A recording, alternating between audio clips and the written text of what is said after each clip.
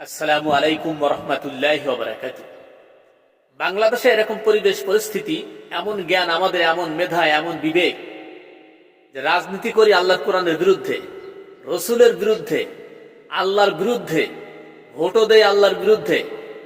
বাপ এক দল করে, ছেলে এক দল করে, মা এক দল করে, চার ভাই চারটি দল করে।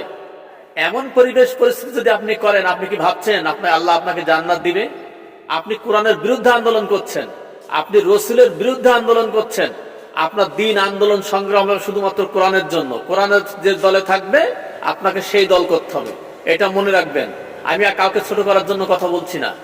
আল্লাহর পক্ষে যদি আপনি না থাকেন, কোরআনের পক্ষে যদি আপনি না থাকেন, কোরআনের পক্ষে যদি আপনি ভোট না দেন, দিন কায়েমের আন্দোলন যদি আপনার ভিতরে না থাকে, ওই নামাজ, ওই রোজা, ওই হজ জাকাত দিয়ে কিন্তু কোনো কাজ হবে না। চারটে ভাই চার দল করেন, মানে যে দল ক্ষমতায় যাবে আপনি সেদিকে চলে যাবেন। এরা কিন্তু মুনাফিক। ইন্নাল মুনাফিকিনা ফিদ দারকিল আসফালি মিনান নারি ওয়ালান তাজিদ লাহুম নাসিরা। নিশ্চয় মুনাফিকরা আল্লাহ জাহান্নামের সর্বনিম্ন স্তরে অবস্থান করবে। এরা কিন্তু কোনো বন্ধু পাবে না এবং কোনো সাহায্যকারী পাবে না।